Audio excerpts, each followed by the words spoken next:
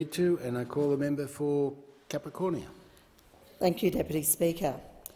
Almost 9 years ago, in December 2013, I had the immense honour of standing up to deliver my maiden speech to the Federal Parliament as a newly elected member for Capricornia. It is an amazing privilege to be able to return to Parliament and rise in the new 47th Parliament of Australia, having once again been re-elected for a historic fourth term as the region's federal representative.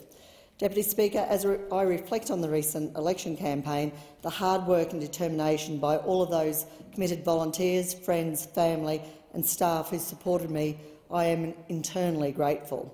I'd like to take this opportunity to express my heartfelt thanks to my family, Jessica, Tim and Kirsten, my parents Bill and Gloria Martin, our incredible LNP supporters and volunteers, and our dedicated booth workers, including my campaign manager Shannon Klein, Treasurer John Rogers, Secretary Julie Murphy, Ron Carriage, Vicky Bassenburn, and of course my dedicated staff, Nicole Neal, Tom Birkbeck, Jake Ash, Cody Vella, Owen White, Lauren Klein, Laurie Atlas, Nicholas McDougall and Amy Ford.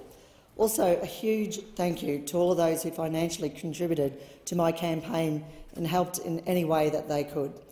I thank my federal parliamentary colleagues for their unwavering support, including former Prime Minister and member for Cook Scott Morrison, former Deputy Prime Minister and member for New England Barnaby Joyce, former Deputy Prime Minister and member for Riverina Michael McCormack, Leader of the Nationals and member for Maranoa David Littleproud, Senator Bridget McKenzie, and new members that neighbour Capricornia, the member for Dawson Andrew Wilcox and the member for Flynn Colin Boyce.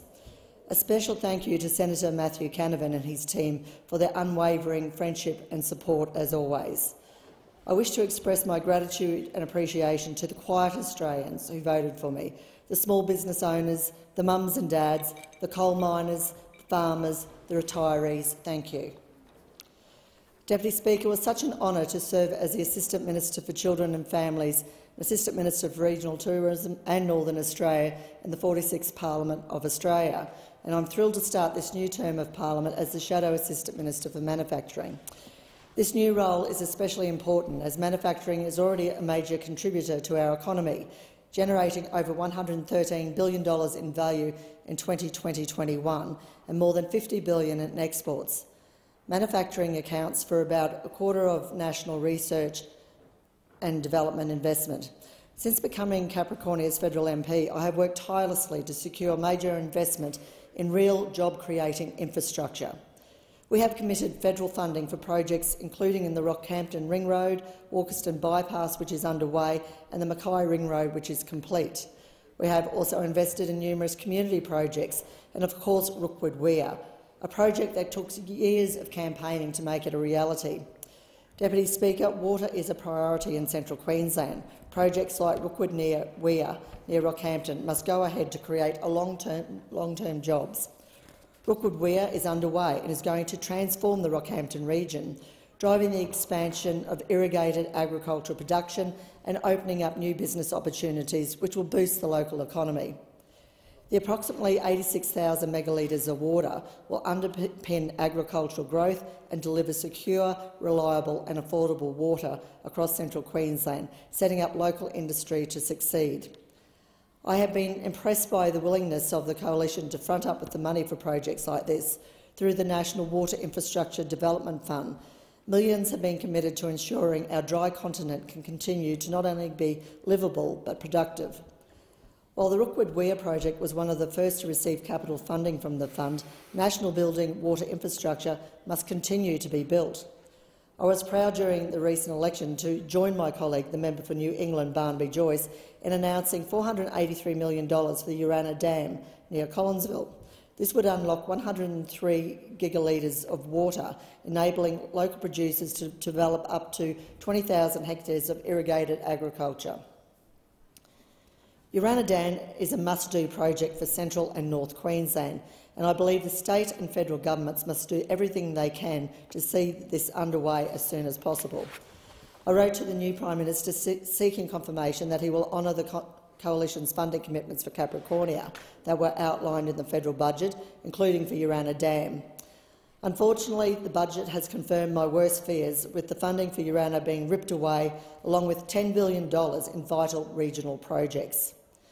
Other projects committed in the Coalition's budget earlier this year included $14.4 million to replace the Phillips Creek Bridge on Saraji Road, which will improve safety and year-round accessibility.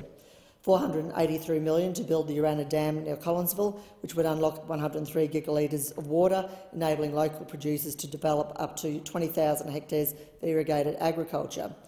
$100,000 for the rebuild of the Collinsville CWA, which is an essential community centre for the Collinsville community. $2.9 million to fund Archer Street drainage schemes, stages 1 and 2, which will improve the flood resilience of up to 70 commercial and residential buildings in low-lying areas around Archer Street in Rockhampton. $2.8 million to deliver stage 1 of the Nebo Showgrounds master plan, which includes primary infrastructure upgrades, construction of heavy vehicle access, general camping upgrades and car parking. $5 million for new veteran wellness services in Kinship Waters and the Mackay region to benefit veterans, defence personnel and their families. $400 million to improve Queensland Beef Roads corridors, which includes the sealing of Clermont Alpha Road, Maydowns Road and Kilcummin Diamond Downs Road. $6.18 million to upgrade Artillery Road and Green Lakes Road for approximately 2 kilometres of pavement widening and floodway and alignment upgrades. $795,000 to MRAIL for their Cycle, Creating Youth Change and Leading Engagement program to reduce youth crime and antisocial behaviour in Rockhampton. And almost $7.7 million for better telecommunications, including for the Pioneer Valley and Mackay Regional Council, Pasha and Isaac Regional Council and the Livingston Shire Council Agriculture Precinct. A considerable amount of time and effort was put into developing the case for a variety of projects, both locally and in Canberra, and I have to thank our local media, including CQ Today, Channel 7, Win News, ABC Capricornia, the Daily Mercury, ABC Tropical North, the Morning Bulletin, Southern Cross Asterio, ARN and the Mackay and Whit Sunday Life. Each of us in this place owe some debt to our local media, and their devotion to what our local communities need is one of the things that keeps each of us accountable to the people we represent. The new Albanese Labor government has seen fit to cut Capricornia off at the knees and cut millions of dollars of funding out of the electorate. The Prime Minister and Minister for Infrastructure have delayed vital funding for years for the Rockhampton Ring Road, a $1 billion transformational infrastructure project that has been on the books for many years. Thousands of trucks move through Rockhampton must contend with over 20 sets of traffic lights. Our local Queensland Labor members, the member for Rockhampton and the member for Rockhampton, should hang their heads in shame for not fighting their masters in Brisbane and Canberra to get this funding reinstated. But at least the Queensland Infrastructure Minister gets his Cross River Rail at the expense of the safety of motorists in central Queensland. Deputy Speaker, Capricornia funds the nation, but it seems the nation won't fund Capricornia. The Prime Minister, in one of many short-sighted decisions, also decided to cut $10 billion in regional programs, including the Regional Development Plan, Regional Accelerator Program, Community Development Grants and the Building Better Regions Fund. The Albanese government has also seen fit to provide $32 million to progress consultation and planning with the Queensland Government for water infrastructure options in central Queensland and the Burdekin region. This reads to me that they will be helping the Queensland Government shove people out of their homes in the Pioneer Valley with their half-baked hydro scheme. Sometimes what our region has needed most has not been a project of concrete and steel, but essential services to ensure regional families are supported.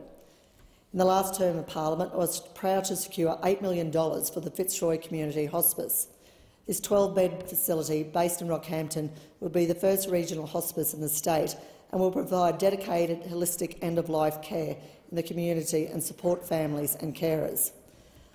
I met with staff and the board of the Fitzroy Community Hospice last year, and I'm pleased this centre will be able to support and guide patients and their families through the most difficult of times when it is up and running. I fought hard for this service, and it is absolutely crucial that comprehensive access to community-based palliative care is available in central Queensland. One of my most proudest achievements in the last term as the member for Capricornia was officially launching the new Headspace satellite service in Serena. I wanted our young people in Serena to know that they were not alone on their journey. Headspace delivers quality frontline support and ensures the best possible care for people who are at risk. The Headspace program has improved access for young people aged 12 to 25 years who have or are at risk of mental illness. 1 in 4 people aged 16 to 24 experiences some form of mental illness every year, and 3/4 of all mental illness manifests in people under the age of 25. The service, located at 171 Broad Street, Serena, was announced as part of the Coalition Government $111.3 million funding commitment to establish 30 new Headspace services.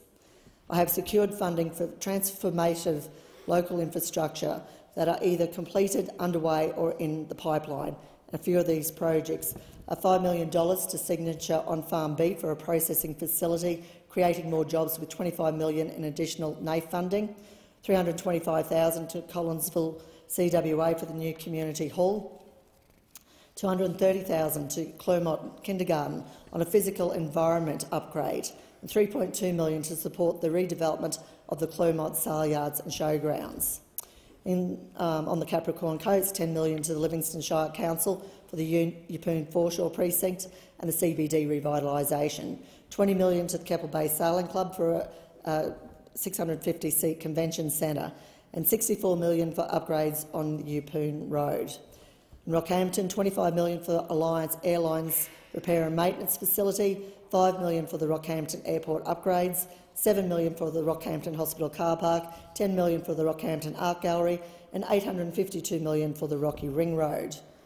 And in the Mackay region, almost $10 million to CQ University for a world-class sports precinct in Uralee, $120 million for the Walkerston Bypass and nearly $654,000 to West Tigers Leagues Club for undercover bowls green, $300,000 to Palmyra Dragway for track upgrades and repairs following Cyclone Debbie, and $50,000 for Finch Hatton Emergency Airstrip.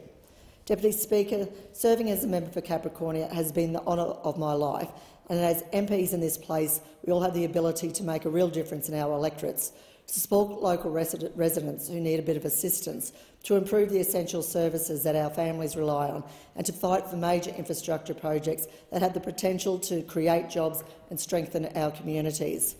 On every single one of these benchmarks, I am immensely proud of what I've been able to secure as an MP, but it's not just in my role as a member for Capricornia, where I've worked hard to achieve positive outcomes. During the previous term of the Coalition Government, I was the Assistant Minister for Children and Families. This was a portfolio which gave me incredible opportunity to work directly with community leaders, the providers and the frontline staff who worked hard every single day by delivering crucial support to the most vulnerable children in Australia. During the onslaught of the global COVID-19 pandemic, the challenges that this sector faced were enormous. And I want to pay tribute and thank this sector today for their leadership, their resilience, their courage and their dedication. It was inspirational to see. Now, when it comes to the responsibilities of government, one of the most critical priorities is to keep our kids safe.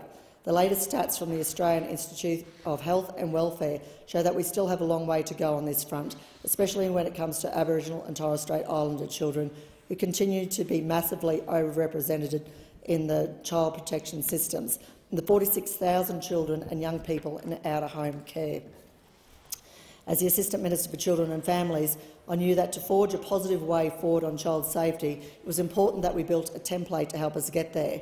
That's why, in December last year, I was thrilled to welcome the federal government's launch of Safe and Supported, the National Framework for Protecting Australia's Children. This framework is a crucial piece of work that we negotiated with the states and territories, as well as Indigenous leaders and the family sector.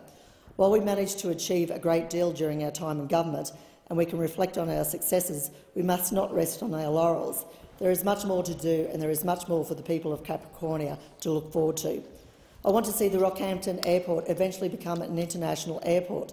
The runway is already the right length. All we need is the customs workforce with increased agriculture exports and tourism interests in the central Queensland region. With projects like Rookwood Weir nearing completion to help the region grow more crops and renewed interest in Great Keppel Island, as a target for development, I'm confident we will get to see Rockhampton Airport be able to handle international passengers in the short to medium term. In Capricornia, we have a severe lack of sporting infrastructure for local sporting teams to train and play on due to inaction by the Queensland State Labor Government. This is why the previous coalition government committed $23 million to a new sports stadium in Rockhampton. I am committed to seeing it built and available for use not just for sports but for live international acts and as a convention space. The Shellwater Bay training area expansion is nearing completion, and it will be the most sophisticated military training area in the Southern Hemisphere. Once it's completed, the region needs a permanent military presence to deliver economic benefits to the region and put Australia's defence posture in good stead. This is something I will be lobbying hard for. I'll also be fighting to see more social housing built in Capricornia. Central Queensland has been in a housing crisis for some time, and while the previous coalition government provided record funding to the Queensland Labor government, they have let the region down and done nothing with that funding. In conclusion, Deputy Speaker, Capricornia is the electorate where I was raised and where I decided to raise my daughter and my 8-week-old new grandson. It is a community I truly love. I will continue to work hard for Capricornia and hold the incoming Labor government to account on the plethora of promises that were made for Central Queensland. Capricornia has a great future, and I am honoured to represent it in the 47th Parliament. Thank you.